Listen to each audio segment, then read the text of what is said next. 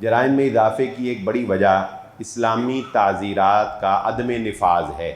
جو معاشرے میں مجرمانہ اقدامات کر رہے ہیں، اگر تم ان کی روک تھام کے لیے کوشش نہیں کرو گے تو مت سمجھو کہ تم بچ جاؤ گے، پورا معاشرہ ہی ڈوب جائے گا۔ کہ نیکوکار لوگوں کو مجرمانہ لوگوں کا ساتھ نہیں دینا چاہیے، ان کے ہم نوالا ہم پیالہ نہیں بننا چاہیے۔ زبان کی ایک حد ہے، ملنے کی ایک حد ہے، گھر میں آنے جانے کی ایک حد ہے۔ جب آپ دوستی میں حد کراس کریں گے اور اس کی لائف میں گھسنے کی کوشش کریں گے، فطرت کے خلاف آپ کبھی بھی چلیں گے، نقصان ہوگا۔ غربت پھر جہالت لے کے آتی ہے۔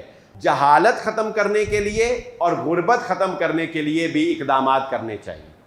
جرائم کی وجوہات ایک بڑا وسیع ٹاپک ہے، اور ظاہری سی بات ہے کہ اس کی وجوہات بھی کافی زیادہ ہیں، لیکن ہم صرف چند ایک دو چار ان وجوہات کا ذکر کریں گے جو ہماری لائف سے تعلق رکھتی ہیں اور ہم ان پر قابو پانے کی صلاحیت بھی رکھتے ہیں۔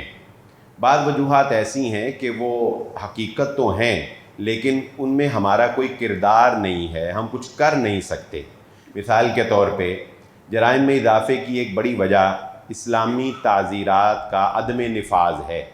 یعنی اگر اسلامی تعزیرات نافذ کر دی جائیں تو بہت سے جرائم میں کمی آ جائے گی، لیکن یہ میرے اور آپ کے بس میں نہیں ہے۔ ہم اس کی کوشش تو کر سکتے ہیں، آواز اٹھا سکتے ہیں، گاہے گاہے ہم کہہ سکتے ہیں، لیکن یہ ابھی ہمارے اختیار میں نہیں ہے کہ ہم ایسا کوئی کام کر سکیں۔ تو اس لیے ہم ڈیٹیل سے ان وجوہات پر ہی بات کریں گے کہ جو وجوہات ہمارے دائرہ اختیار میں ہیں، ہم اپنے طور پر ان پر قابو پا سکتے ہیں۔ سب سے پہلے یہ بات ذہن نشین رکھ لیجئے کہ معاشرے کی اصلاح کرنا ہم میں سے ہر فرد کا فریضہ ہے۔ ضروری نہیں ہے کہ اگر ہم جرائم سے تعلق نہیں رکھتے یا ہمارا مجرمانہ لوگوں سے کوئی واسطہ نہیں ہے تو ہم مجرم بننے دیں، جرم ہونے دیں اور ہم اپنی آواز بند کر کے رکھیں تو ہم معاشرے کو تباہی سے نہیں روک سکیں گے۔ اس کی ایک بڑی پیاری مثال رسول اللہ صلی اللہ علیہ وآلہ وسلم نے یوں دی۔ آپ نے فرمایا کہ ایک مرتبہ ایک سمندر میں ایک 2 منزلہ کشتی جو ہے وہ جا رہی تھی۔ 2 گروہوں نے کشتی کو اپنے درمیان تقسیم کر لیا۔ اب ایک گروہ نیچے والی منزل میں شفٹ ہو گیا اور ایک گروہ اوپر والی منزل میں شفٹ ہو گیا۔ اب ظاہری بات ہے، پانی جو پینے والا پانی استعمال کے لیے، پانی لینے کے لیے جو نچلی منزل کے لوگ تھے نا، ان کو اوپر والی منزل پہ جانا پڑتا تھا۔ تو جب نیچے کی منزل والے لوگ اوپر والی منزل پہ جا کے پانی بھرتے تھے سمندر سے، یا جو پینے کا پانی ان کو چاہیے ہوتا تھا، تو جو اوپر کی منزل کے لوگ تھے وہ اس کو برا محسوس کرتے تھے کہ یہ ہمارے پورشن میں کیوں آتا ہے۔ آپ دیکھیں گے جوائنٹ فیملی سسٹم میں اس طرح کے بہت سے معاملات ہوتے ہیں۔ ایک فریق کو جب دوسرے فریق کے کچن میں جانا پڑتا ہے یا دوسرے فریق کے کسی موٹر کو استعمال کرنا پڑتا ہے تو بڑا غصہ چڑھتا ہے نا کہ یار یہ ہمارے پورشن میں کیوں آتا ہے، یہ ہمیں کیوں ڈسٹرب کرتا ہے، یہ ہمارے اندر ہماری لائف میں مداخلت کیوں کرتا ہے۔ تو بسا اوقات یہ چیزیں برداشت کرنی پڑتی ہیں۔ اگر آپ برداشت نہیں کریں گے تو ایک بڑے نقصان کے لیے تیار رہیں۔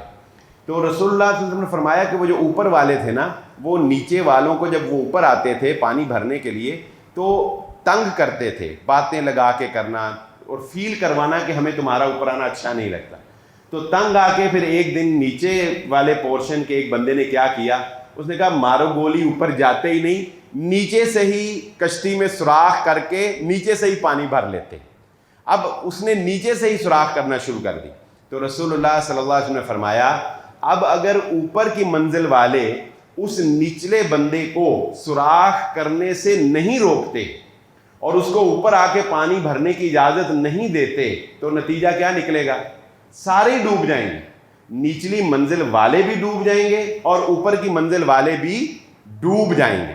تو اس مثال میں ہماری لائف میں بہت سی ہمیں چیزیں سیکھنے کو مل سکتی ہیں، لیکن ہمارا یہ ٹاپک نہیں ہے کہ برداشت کرنا، دوسرے کو موقع دینا، بسا اوقات زندگی میں ایک دوسرے کے ساتھ تعاون کرنا، درگزر کرنا، یہ زندگی کو بہتر بنانے کے لیے اور زندگی کی کشتی کو منزل تک پہنچانے کے لیے ضروری ہوتا ہے۔ یا تو آپ کی اپنی الگ کشتی ہو، پھر تو کوئی بات نہیں، آپ جیسے مرضی رہیں۔ ایک کشتی میں رہتے ہوئے چیزوں کو صبر کے ساتھ، برداشت کے ساتھ، درگزری کے ساتھ دوسروں کو تعاون دے کر گزارنا پڑتا ہے۔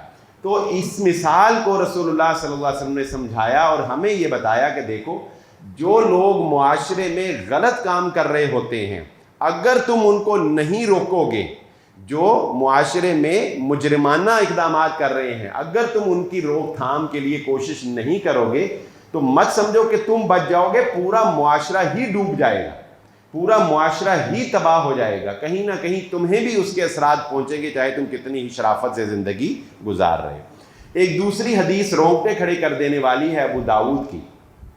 اللہ کے نبی صلی اللہ علیہ وآلہ وسلم نے فرمایا، قوم بنی اسرائیل میں جب جرائم کا آغاز ہوا تو وہاں کے جو نیک لوگ تھے انہوں نے مجرم لوگوں کو سمجھانا شروع کیا، لیکن مجرم لوگ باز نہیں آئے، مجرم لوگ اپنی حرکتوں سے باز نہیں آئے۔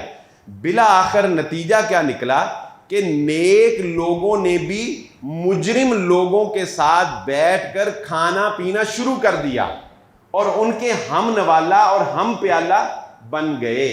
سو اللہ تعالیٰ نے اس پوری قوم کو ہی تباہ کر دیا اور اللہ تعالیٰ نے انبیاء کی زبانوں سے اس قوم کے اوپر لعنت کروائی۔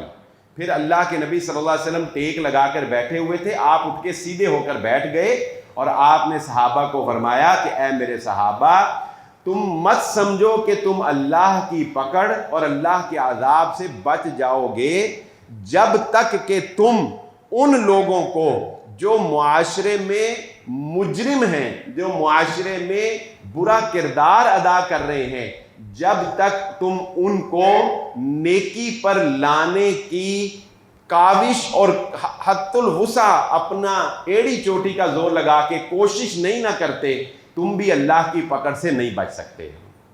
تو کیا پتہ چلا کہ نیکوکار لوگوں کو مجرمانہ لوگوں کا ساتھ نہیں دینا چاہیے، ان کے ہم نوالا ہم پیالہ نہیں بننا چاہیے، ان سے ڈسٹنس رکھنا چاہیے، ان سے فاصلہ رکھنا چاہیے۔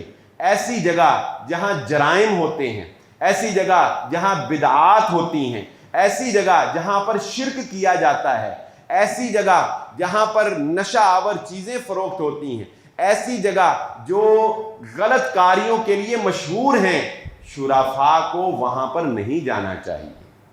اب بعض لوگ سمجھتے ہیں نا کہ جی ہم دربار ایک دربار ہے، وہاں پر لوگ سجدے کرتے ہیں، پتہ ہے کہ وہاں پہ شرک ہوتا ہے، ٹھیک ہے۔ اب ایک آدمی ہم سے آگے پوچھتا ہے کہ جی میں کیا اس دربار پہ جا کے ان بزرگوں کے لیے دعا کر سکتا ہوں؟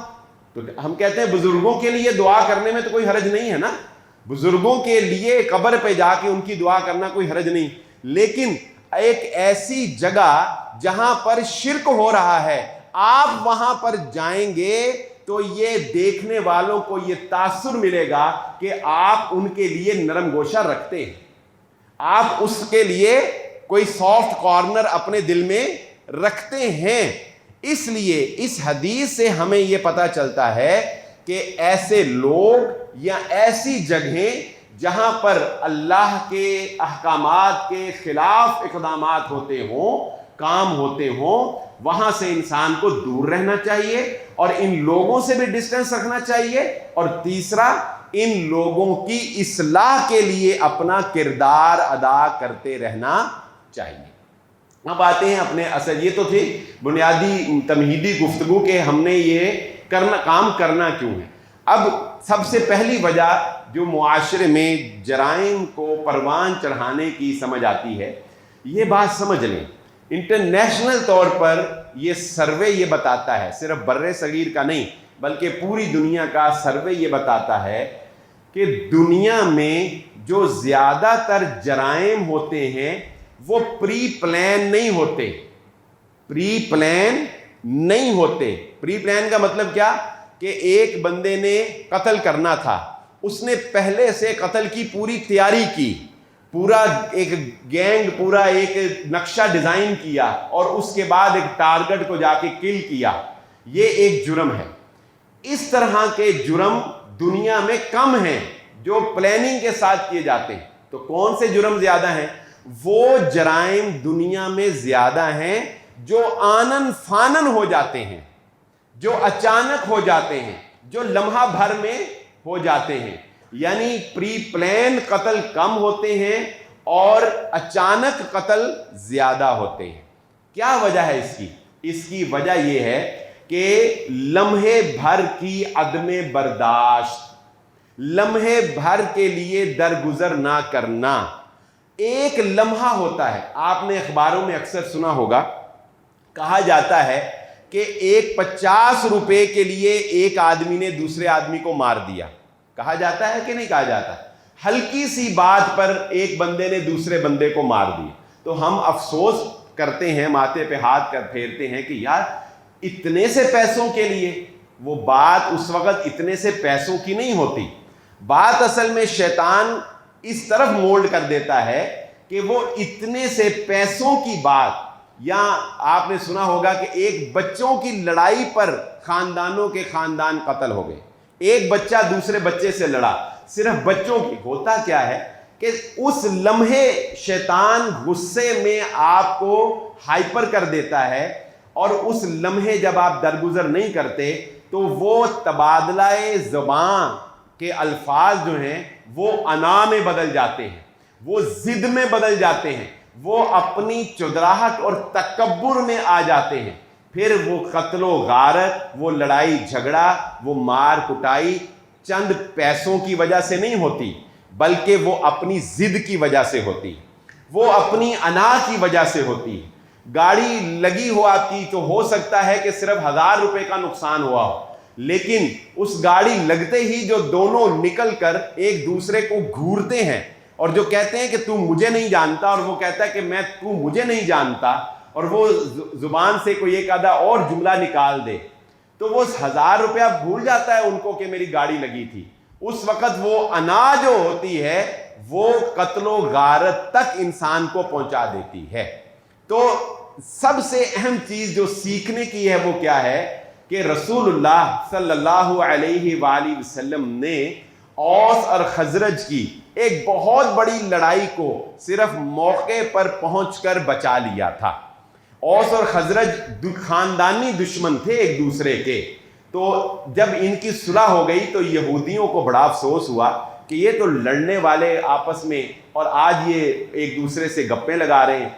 तो उन्होंने प्लान करके ना नौजवानों को औस और खजरज के लोगों में भेजा और उनको कहा कि तुमने इनको इनके पुराने जो तकलीफें थी वो याद करवानी। ये भी एक बड़ा अलमिया है। जब आप ये बात ज़हन नशीन रखें, जब आप सुलह करना चाहते हैं ना, जब आप दरगुजर करना चाहते हैं, जब आप मिलना चाहते हैं, फिर ये भूल जाएं कि माजी में क्या हुआ था। हमारा सुलह ना होने की एक बड़ी वजह यह है कि हम सुलह की महफिल में ये कह रहे होते हैं तू फलां वक्त इंज कीता, तू इंज कीता, तू इंज कीता, तू इंज कीता। वो कहता नहीं तू इंज कीता, तू इंज कीता। वो सुलह होती नहीं।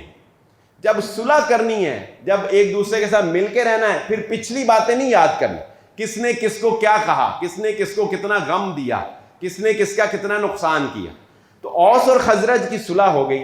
अब यहूदियों ने दोबारा उनको याद करवाया, और फलाना वक्त तुम्हारा उसने मारा, उसने तुम्हारा मारा, उसने तुम्हारा मारा। अब वो जब याद आई ना पुराने दुश्मनियां, तो खड़े हो गए, तलवारें निकाल ली, और औस वालों ने अपने जो है बंदे बुला लिए, खजरज वालों ने अपने बंदे बुला लिए। सहाबा को पता चला, फौरन भागे, अल्लाह के नबी सल्लल्लाहु अलैहि वसल्लम के साथ के पास पहुंचे। आप सल्लल्लाहु अलैहि वसल्लम मौके पर पहुंच गए और आपने फरमाया अबिदाअल जाहिलिया, ऐ मेरे सहाबा, जहालत की पुकार तुम्हारे अंदर अभी भी बाकी है, जबकि मैं मोहम्मद सल्लल्लाहु अलैहि वसल्लम तुम्हारे अंदर मौजूद हूं। आपने मौके पर पहुंचकर उनको ठंडा किया, उनको बताया कि तुम इस्लाम की बुनियाद के ऊपर अब एक दूसरे के भाई बने हो, ये पुरानी बातें जो है ये भूल जाओ। तो मौके के ऊपर अगर इंसान सब्र कर जाए ना, ये अपनी एक आदत बना ले। मौके पर अगर आप थोड़ा सा, जिसे पंजाबी जी कहते हैं ना, वला जाए, मौके पर वला जाए, खामोश हो जाए। मैंने इस पे जुमा पढ़ाया है, गुस्से पर काबू पाने के 10 तरीके जो दीन ने हमें सिखाए हैं। वो लेक्चर मेरा मौजूद है, वो आप सुन सकते हैं। غصے پر قابو پانے. تو آج سے یہ اپنی عادت بنا لیں کہ کبھی کوئی لڑائی ہو, کبھی کوئی معاملہ الجھ جائے تو موقع سے ایک دفعہ خود کو ہٹا لیں, موقع سے بچ جائیں, ڈسٹنس کر لیں, جیسے بھی آپ برداشت کر سکتے ہیں کر لیں. موقع ٹل گیا تو اس کے بعد انشاءاللہ تعالیٰ آپ بڑے نقصان سے بچ جائیں گے. موقع پر جرم جو ہے وہ لوگوں سے سرزد ہو جاتے ہیں, بات بڑھتے بڑھتے قتل و غارت تک پہنچ جاتی. نمبر 2, یہ وہ مسائل ہیں جو موجودہ معاشرے سے زیادہ تعلق رکھتے ہیں, میرے اور آپ کی زندگی سے زیادہ تعلق رکھتے ہیں. اور یاد رکھیں, اللہ تعالیٰ سے ہمیشہ انسان کو عافیت مانگنی چاہیے.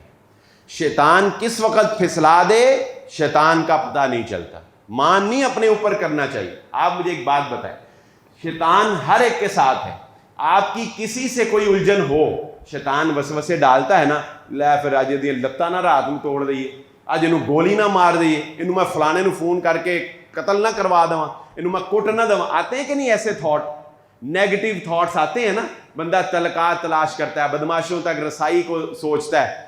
کیوں ایسے ہوتا ہے؟ شیطان انسان کو اندر ہی اندر بھڑکا رہا ہوتا ہے. بیٹیوں کے معاملے میں, بہنوں کے معاملے میں لوگ سوچتے ہیں نا ایسا کہ میں لتاں توڑ دا, میں یہ کر دا, میں وہ کر دا. لیکن اللہ تعالیٰ وہ شیطانی وسوسوں سے پر انسان قابو پا لے تو اللہ تعالیٰ انسان کو کسی نقصان سے بچا لیتا ہے. تو اس لیے یہ بات ذہن نشین رکھ لیں, اللہ سے ہمیشہ عافیت مانگنی, ہمیشہ خیر خواہی. یہ کبھی سوچنا ہی نہیں کہ اگر پالا پہ گیا تو میں 10 دواں گا.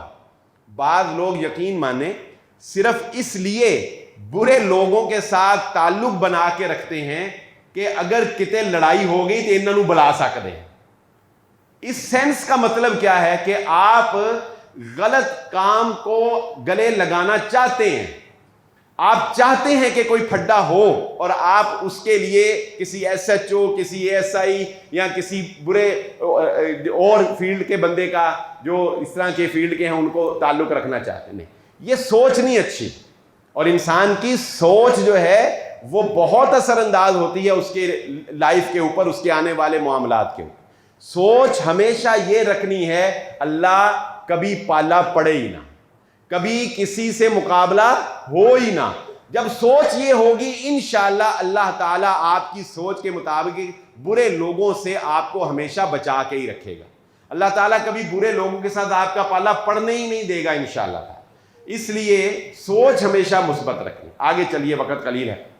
موجودہ معاشرے کے اندر جرائم میں اسباب کی ایک بہت بڑی وجہ جو میں نے آیت آپ کے سامنے پڑھی, والذین هم عن اللغو معرضون, ایک بڑی وجہ بالخصوص نوجوانوں کی 15 سال سے لے کر 30 سال کے درمیان جو نوجوان جرم کا ارتکاب کرتے ہیں یا ایک دوسرے کو جو نقصان پہنچاتے ہیں لڑائی جھگڑے میں, اس کی ایک بڑی وجہ کیا ہے؟ دوستی کے اندر حد سے زیادہ بے تکلف ہونا. دوستی کے اندر حد سے زیادہ بے تکلف ہونا, اتنا مذاق کرنا کہ ایک وقت آتا ہے کہ وہ مذاق ناقابل برداشت ہو جاتا ہے. آپ کسی کے گھر تک پہنچ جاتے ہیں, آپ کسی کے مقدس رشتوں کو جو ہے وہ پامال کرنے کی کوشش کرتے ہیں, کسی کی بہن بیٹی ماں تک پہنچ جاتے ہیں. کوئی زبان سے ایسا ولگر جملہ آپ نکال دیتے ہیں کہ کبھی تو وہ برداشت ہو جاتا ہے لیکن کبھی وہ برداشت نہیں ہوتا, اور جب وہ برداشت نہیں ہوتا تو پھر وہ ایک بہت بڑے نقصان کا سبب بن جاتا ہے. تو دوستی کے اندر یہ بات ذہن نشین رکھیں, مزاح کریں, مذاق کریں, دوست ہوتے ہی اس لیے کہ انسان مذاق کرے, لیکن کبھی بھی لمٹ کراس نہ کریں, حد کراس نہ کریں. جب آپ دوستی میں حد کراس کرتے ہیں, زبان کی ایک حد ہے, ملنے کی ایک حد ہے, گھر میں آنے جانے کی ایک حد ہے. جب آپ دوستی میں حد کراس کریں گے, ولگر قسم کے مذاق کریں گے, بیہودہ قسم کے مذاق کریں گے, دوسرے کی پرائیویسی میں انوالو ہونے کی کوشش کریں گے اور اس کی لائف میں گھسنے کی کوشش کریں گے, اور ان چیزوں کو جو حدود اللہ سے تعلق رکھتی ہیں ان کو نارملائز کرنے کی کوشش کریں گے. مثلاً کہ ایک میرے پاس کیس آیا, وجہ کیا بنی تھی کہ دوستوں میں اتنی زیادہ بے تکلفی تھی کہ ایک دوست کی بیوی کو دوسرا موٹر سائیکل کے پیچھے بٹھا کے لے جاتا تھا. وہ کہتا تھا ہمارے لیے یہ جو ہے وہ کوئی اتنا بڑی بات نہیں, ہماری فرینکنس ہی بہت زیادہ ہے. وہ پھر جب مسئلہ بن گیا پھر وہ ساری فرینکنس جو ہے وہ سامنے آ گئی. تو فطرت کے خلاف آپ کبھی بھی چلیں گے نقصان ہوگا, فطرت کے خلاف کبھی بھی چلیں گے نقصان ہوگا. میرے پچھلے دنوں میرے پاس ایک کیس آیا, میں یہ آپ سے اس لیے ڈسکس کرتا ہوں آپ کو پتہ چلے کہ معاشرے میں کیسے مسائل بنتے ہیں. پچھلے دنوں میرے پاس ایک کیس آیا, بات طلاق تک پہنچ گئی. وجہ کیا بنی؟ مختصر وجہ یہ بنی کہ لڑکی کو یہ تھا کہ اس کو اس کے دیور نے جو ہے وہ غیر اخلاقی طور پر کوئی ٹچ کیا, غیر اخلاقی کوئی ٹچ کیا. میں نے پوچھا یہ سبب بنا کیسے, یہ ہوا کیسے؟ اب دیکھیں مجبوریاں اپنی جگہ, لیکن غیر فطری رویہ کبھی اختیار نہ کریں. وجہ کیا بنی؟ وجہ یہ بنی کہ گرمی کا موسم ہے تو ایک کمرے میں اے سی چلاتے تھے اور ساری فیملی ایک کمرے میں سوتی تھی. ساری فیملی, ہوتا ہے ایسے کئی گھروں میں, ساری فیملی ایک گھر میں ایک کمرے میں سوتی تھی اے سی کی وجہ. اب آپ مجھے بتائیں گرمی برداشت کر لینا یہ زیادہ آسان تھا یا یہ جو مسئلہ بن گیا یہ زیادہ مشکل بن گئی؟ اس لیے میں یہ بات اپنے اکثر لیکچرز میں کہتا ہوں کہ فطرت کے خلاف نہ چلو, موقع فراہم نہ کرو. تم فطرت کے خلاف چلے, ایک ہی کمرے میں سب کو لٹا دیا, تو اب وہاں فرشتے تو بستے نہیں, کوئی حضرت جبرائیل علیہ السلام کے کزن تو ہے نہیں ہم کہ ہمارے اندر جو ہے وہ خواہشات پیدا نہ ہوں یا ہمارے اندر جو ہے وہ شیطان بھڑکاوا پیدا نہ کرے. تو کوشش انسان کو ہمیشہ یہی کرنی ہے کہ وہ ان اصولوں کو کبھی کراس کرنے کی کوشش نہ کرے جو اصول اللہ نے اور محمد الرسول اللہ صلی اللہ علیہ وسلم نے بنائے. تو دوسری وجہ جرائم میں اضافے کی جو کوٹ کی گئی ہے وہ کیا ہے؟ دوستوں کے اندر حد سے زیادہ لغو پن, بے تکلفی ہونا اور حد سے تجاوز کر جانا, یہ جرم کرنے کا اچانک ناگہانی طور پر ایک جرم سرزد ہو جانے کا سبب بنتا ہے. نمبر 3, اور یہ جو نمبر 3 پوائنٹ ہے یہ ہماری گفتگو میں اکثر ڈسکس ہوتا رہتا ہے, لیکن یہ بھی بڑا حیران کن ہے. چھوٹے جرائم کی وجہ آج کل یہ بن رہا ہے, لیکن چھوٹے سے بڑا جرم بھی ہو جاتا ہے. چھوٹے جرائم سے مراد چوری چکاری کرنا, موبائل سنیچنگ کرنا, ڈاکے ڈالنا اور فراڈ کرنا, دھوکے سے کسی کے پیسے ہتھیانا. یہ کرائم نوجوانوں کے اندر کس وجہ سے بڑھ رہا ہے؟ نوجوانوں میں اس طرح کے جرم شوخی مارنے کے شوق میں پیدا ہو رہے ہیں. نوجوانوں میں اس طرح کے جرائم اپنا لگژری لائف سٹائل شو کروانے کے لیے ہو رہے ہیں, گاڑی میں پھرنے کے لیے ہو رہے ہیں, مہنگا موبائل رکھنے کے لیے ہو رہے ہیں. یعنی نوجوان, اور افسوس سے یہ کہنا پڑتا ہے کہ اس جرم میں صرف لڑکے نہیں بلکہ لڑکیاں بھی انوالو ہیں. یعنی موبائل شاپ سے موبائل چوری کرنا اور اسی طرح کسی اور جیولری شاپ سے جیولری چوری کرنا یا کسی بھی اس طرح کی چیزوں سے جو ہے وہ چوری کرنا, اس میں خواتین شامل ہیں. اور وہ ایسا ضرورت کے لیے نہیں کر رہی ہوتی کہ ضرورت ہے, نہیں, بلکہ کس لیے کر رہے ہوتے ہیں نوجوان؟ اپنا لائف سٹائل اپ گریڈ شو کروانے کے لیے, اپنا سٹینڈرڈ, اپنی لیونگ سٹائل کو اپ کرنے کے لیے. محنت نہیں کرنی اور اللہ نے جو مقام دیا اس پہ راضی نہیں رہنا, سٹیپ بائی سٹیپ اوپر نہیں جانا, بلکہ دن دگنی رات چگنی یا راتوں رات امیر ہونے کے چکر میں اس طرح کے جرائم ہو رہے ہیں. یہ بات ذہن نشین رکھیں. اپنے بچوں کو یہ دیکھیں, ہمارے بچے اسکول میں پڑھتے ہیں. اب ایک اسکول میں ایک بچہ لینڈ کروزر پہ بھی آ رہا ہے, ایک بچہ موٹر سائیکل پہ بھی آ رہا ہے, اسی اسکول میں ایک بچہ سائیکل پہ بھی آ رہا ہے. آپ کی کلاس روم میں جب آپ کے ساتھ بیٹھنے والے دوسرے بچوں کا لائف سٹائل اپ ہوتا ہے تو آپ کا بچہ اندر ہی اندر اس کے لائف سٹائل کو اڈاپٹ کر رہا ہوتا ہے, اس سے امپریس ہو رہا ہوتا ہے, آپ کو فیل بھی نہیں ہو رہا ہوتا. اس لیے یہ بہت ضروری ہے کہ اپنے بچوں میں یہ کانفیڈنس پیدا کرنا کہ جو لائف سٹائل اللہ نے ان کو دیا ہے وہی بیسٹ ہے, اس پہ ہی راضی رہنا ہے اور اپنے سے نیچے کو دیکھنا ہے, اپنے سے اوپر کو نہیں دیکھنا. نتیجہ یہ نکلے گا کہ آپ کا بچہ جب میٹرک تک پہنچے گا, اگر آپ نے اس کی تربیت نہیں کی, آپ کی گرپ نہیں ہے, تو آپ کو بتائے بغیر وہ چوری کر جائے گا, آپ کو بتائے بغیر وہ جرم کر جائے گا. اور آپ حیران ہوں گے کہ ہم نے تو اپنے بچے کی کبھی ایسی تربیت کی نہیں. ایسی تربیت تو نہیں کی, مگر ایسے جرم سے بچانے کی تربیت بھی تو نہیں نہ کی.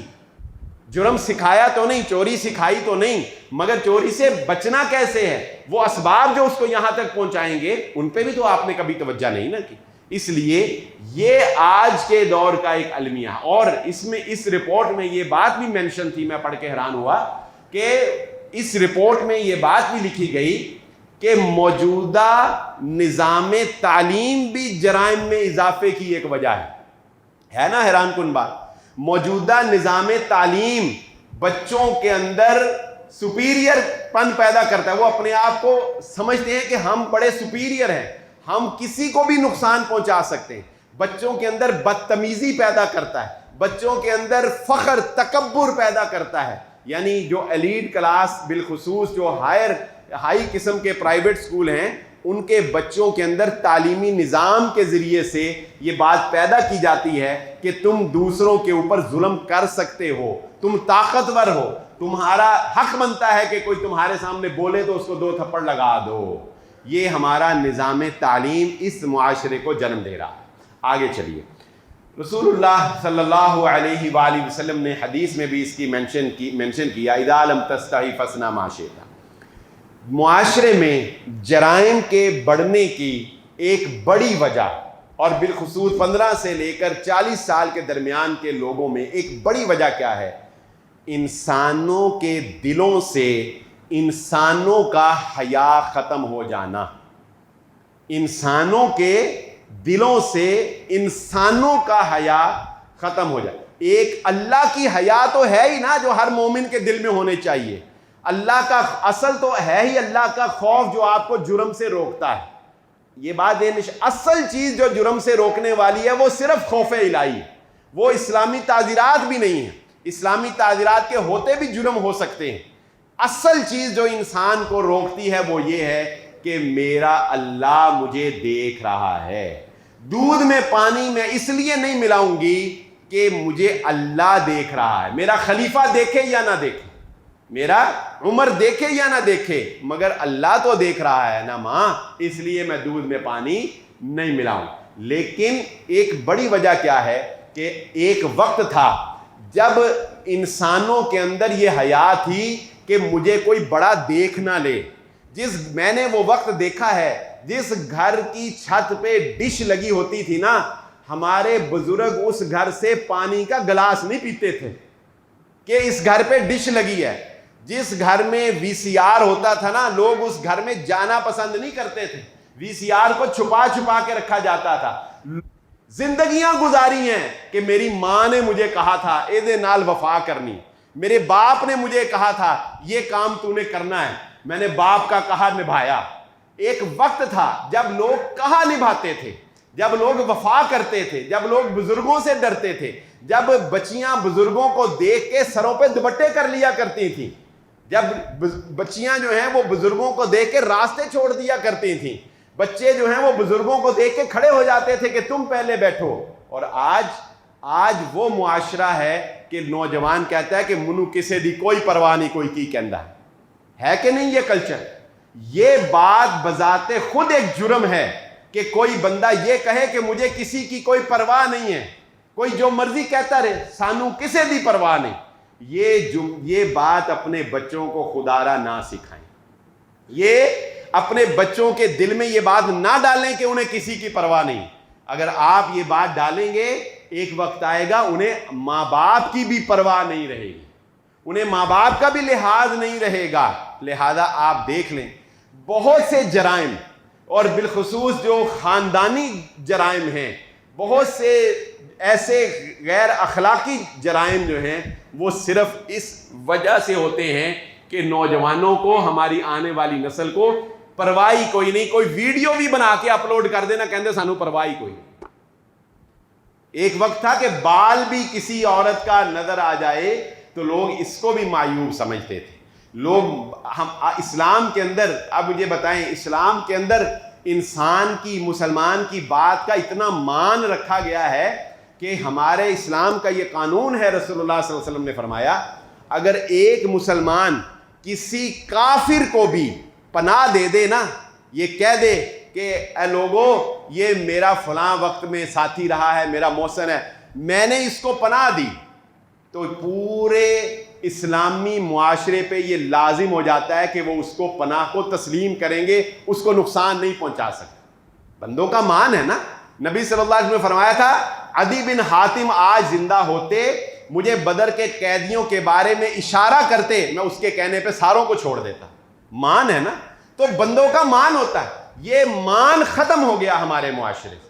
یہ بزرگوں کا مان، یہ بڑوں کا مان، بڑے بھائی کا احترام، علماء کا احترام، نیک لوگوں کا احترام، یہ احترام کا خاتمہ اور یہ کہنا کہ مجھے پرواہ کوئی نہیں ہے، مجھے لحاظ کوئی نہیں ہے، یہ بات جو ہے یہ اس نے معاشرے کو تباہ و برباد کر کے رکھ دیا۔ رسول اللہ صلی اللہ علیہ وسلم نے فرمایا جب انسان کے اندر حیا باقی نہ رہے تو پھر اسے کوئی پرواہ نہیں ہوتی، وہ بڑے سے بڑا جرم بھی کر جائے، بڑے سے بڑی بغیرتی بھی کر جائے، اسے کسی کی کوئی پرواہ نہیں۔ حضرت عثمان غنی رضی اللہ تعالیٰ عنہ 18 ذو الحجہ جن کا یوم وفات ہے، ان کی ساری سیرت بھری حیا سے پڑی ہے۔ حیا ہی تھی نا۔ حضرت عثمان غنی رضی اللہ تعالیٰ عنہ کے پاس مال تھا، اللہ کے نبی صلی اللہ علیہ وسلم نے مال مانگا، عثمان میں اتنی حیا تھی، رہا نہیں گیا، سارے کا سارا مال جتنا بھی اس وقت دے سکتے تھے آپ کی جھولی میں لا کے رکھ دیا۔ یہ مان تھا نا کہ میرے نبی نے مان سے کہا ہے، جس کے پاس ہے اس نے دینا ہے نا، جس کے پاس نہیں ہے اس سے تو کوئی امید نہیں۔ حضرت عثمان کی حیا کے بارے میں رسول اللہ صلی اللہ علیہ وسلم نے فرمایا تھا کہ میں اس سے کیوں نہ حیا کروں کہ جس سے اللہ کے فرشتے بھی حیا کرتے ہیں۔ اپنی جان دینا گوارا کر دیا، اپنی جان دینا گوارا کر دیا، مگر حضرت عثمان نے مسلمانوں کو مسلمانوں کے ساتھ لڑنے کی اجازت نہیں دی۔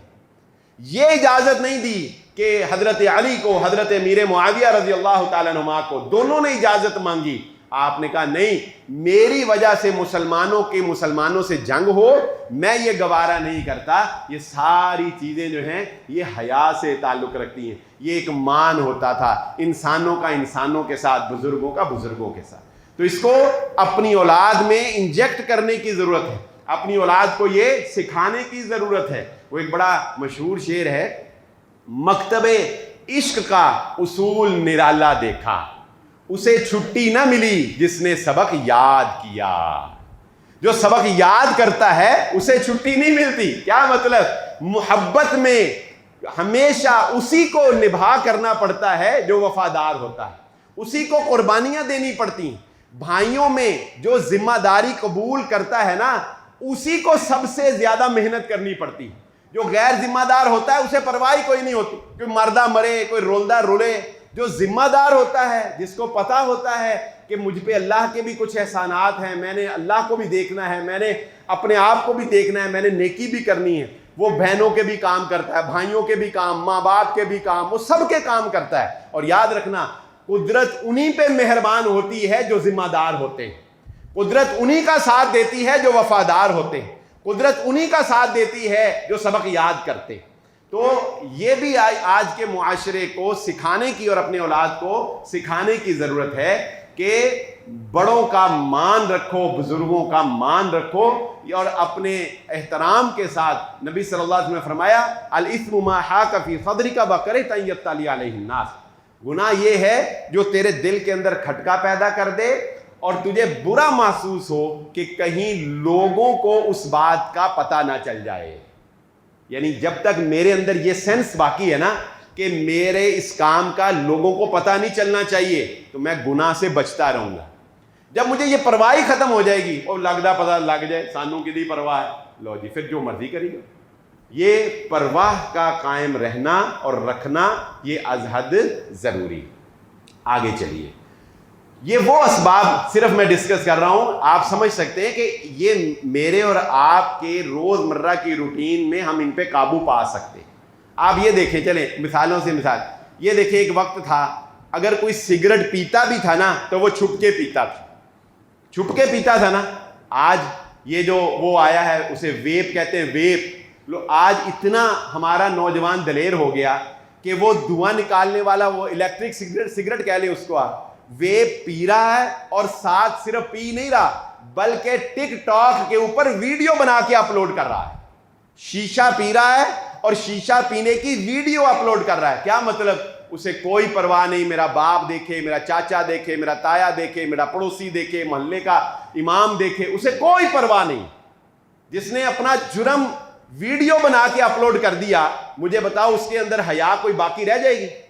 उसके अंदर हया का कोई अंसर बाकी रह जाएगा? नहीं रह जाएगा। तो इसलिए ये हया पैदा करना जो है ये भी मुआशरे की अहम तरीन ज़रूरत। आगे चलिए, एक सबब वो बहरहाल हम उस पर शायद के कंट्रोल तो नहीं पा सकते, लेकिन अपने तई हमें कोशिश करनी चाहिए कि हम इसके ऊपर भी काम करें, और वो है गुर्बत और जहालत का आम होना। मुआशरे में, जिस मुआशरे में गुर्बत इंतहा दर्जे की हो और जिस मुआशरे में गुर्बत फिर जहालत लेके आती है, तो ज़्यादातर कराइम जो हैं, बिलखुसूस ये नशा आवर चीज़ों का इख्तियार करना, शराब नोशी और चरस, अफीम और पाउडर, इस तरह ये आप देखेंगे कि ये ज़्यादातर उन लोगों से परवान चढ़ते हैं जो गुर्बत के मारे हुए हैं या जहालत के मारे हुए। तो अपने तौर पर इंसान को जहालत ख़त्म करने के लिए और गुर्बत ख़त्म करने के लिए भी इक़दामात करने चाहिए। एक आखिरी बात, टीनेजर में जब इंसान कदम रखता है, समझ लें कि 14 साल की उम्र में जब इंसान कदम रखता है, तो जवानी जोश में होती है। वो जो अक्सर मैं शेर कहा करता हूँ, समय के समुंदर जो कहा तूने सुना पर ना समझे, जवानी की नदी में था तेज़ पानी, ज़रा फिर से कहना। ये जब इंसान इस एज में आता है ना, तो उसके अंदर ताकत, जोश, जज्बा, वलवला होता है। तो अगर उसको प्रॉपर गाइड ना किया जाए ना, तो एक बदमाशी कल्चर उसके ऊपर गालिब आने लगता है। बदमाशी कल्चर आप समझते क्या है? इस उम्र में दिल करता है बाजू चौड़े करके सीना तान के ऐसे चले, करता है ना दिल। इस उम्र में दिल करता है सोने की चेन गले में पहनी जाए।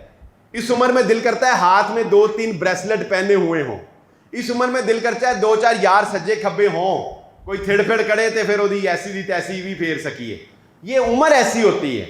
इस उम्र में दिल करता है सिगरेट, कोई भी इंसान, तहकीक ये बताती है कि सिगरेट ज्यादातर लोग नशे के लिए नहीं उनको लगता, मजा नहीं उनको आ रहा होता, बल्कि सिगरेट का पी के धुआं निकालने का जो एक शशका है ना, शशका जिसको कहते हैं, वो शशके के शौक में सिगरेट लगते हैं लोगों को। ऐ जी बदमाश बन के दिखाना। अपने बच्चों के ऊपर इस उम्र में गहरी नजर रखें। जब ये जज्बात उनके अंदर पैदा होने लगे, उसी वक्त उनको डिसेंट बनाएं, उनको डिसिप्लिन सिखाएं, उनको मुहज्जबपन दिखाएं, उनको बताएं कि हमारे नबी मोहम्मद सल्लल्लाहु अलैहि वसल्लम किस डिसेंट पर्सनैलिटी के हामिल थे। फिर हमारा ताल्लुक एक इंडिया जैसे मीडिया से है।